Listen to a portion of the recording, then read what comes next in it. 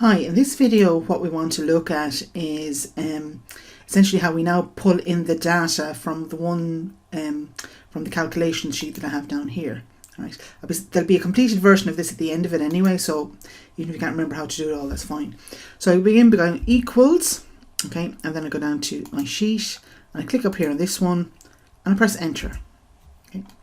And what I'm going to do then is I'm just going to go up here and I'm just going to tweak this until it reads $A5, and then I basically just drag this down. Remember, I just had picked out the top 10 and leave out the grand total for the time being. Okay. I might widen my column a fraction. All right. Now, then the next thing I want to do is I'm just going to type in previous year. Okay, and just wrap that as well. And I'm also going to put in, let's say, current year. Wrap that as well, and then I'm going to put down difference, and I'm just going to call this percentage difference. Okay, wrap that as well. I need to widen that a fraction. There we go. Okay, so I begin by, I need to pull in the data from the pivot table, and remember I also want to have it linked to the slicer and the years. So I begin going equals, go down here to my pivot table, and I click on this number here, and if you notice up here I get this GetPivotData one up here, and there's a load of kind of like hard coded stuff into it. So what I'm going to need to do is to amend this formula so that instead of the product name it's linked to the cell with the product name, instead of saying years it's linked to the cell with the years. So just press enter first. Okay, so I click down here, go up to my formula, and essentially what you do, don't touch this bit, don't touch the sales amount, don't touch the starting point, don't touch the product name, but this is the first bit I want to change. So I'm just going to go back here and I'm going to delete it out, including the commas, and then I'm going to click on this one. And I go to just that one. And then for years then I'm going to delete out the 205, and I'm going to put this one in here and press F4 to fix it. Okay. Press enter, and then I copy it down. Right. Now what I'm also going to do as well is I'm going to go up here to my A15 and I'm going to lock it to the column. So see there it says $A15, and I'm also going to copy that across, and of course, oh no, it has conniptions. So I click up here on this one and I'll just change, let's say, the current year to this. Okay, and it's still on and I'm going to change this to this cell here. So up here to this one. I don't want it this one, I want it to be on this one. So let me just edit my formula again, backspace, and click on this one, and then F4. Press F4 until I get it eventually. Alright, and you see there it comes in correctly, and then I just copy it down. Right. Next thing I'm going to do is I'm just going to format these numbers as currency, and I'll do the difference as well while I'm here. So click up here beside this one, change it to currency, there it is. And I'm going to show the difference as a percentage. So the way I'm going to do this is I'm going to use the if error function. I'm going to say equals, open bracket, if let's say current year minus previous year divided by, let's say, the current year, and that'll give me a percentage, increase percent.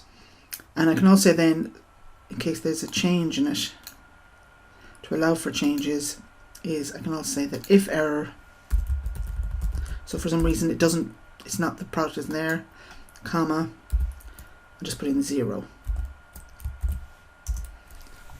And then drop that down.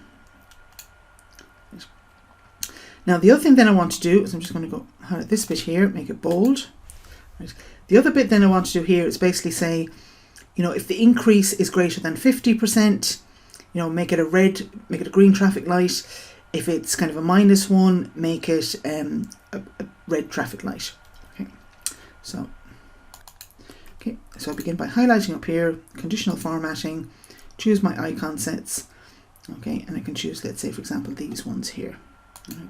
Now once I got them done, conditional formatting, go in here to manage rules. Okay. And I'm just going to go in here to edit rule, And what I'm going to say is that if this is greater than 1, make it same as 100%, it'll be green.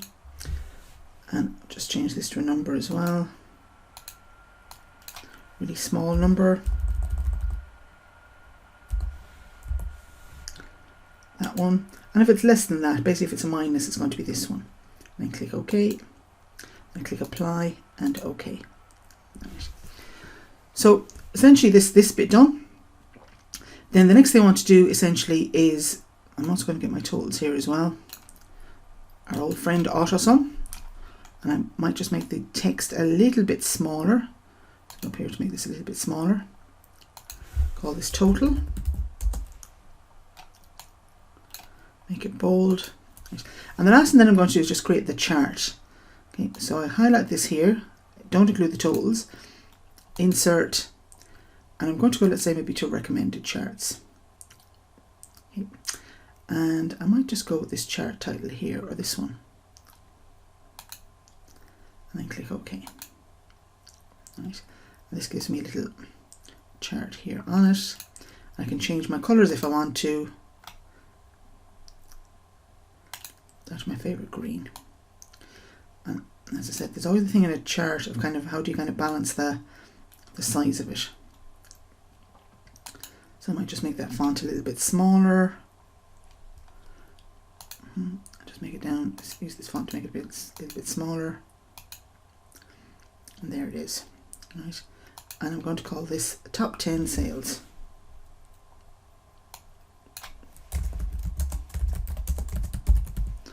Okay. Now the thing about this is, and this is where we kind of come into it, is if I come up here to this one, I'm just going to resize these ones. I come here, go to Australia, watch what happens to my sales. See they all change. Canada, my sales.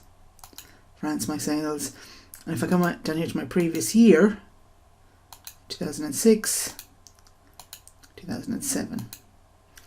All right. So this allows you kind of a fair bit of dynamism around it. Then you can use this then to kind of reset it to all. Okay. And essentially for the bottom sales, it's exactly the same thing. You just kind of copy it down and change it around. Right. Hope you found this useful. Mind yourself. Take care. Bye.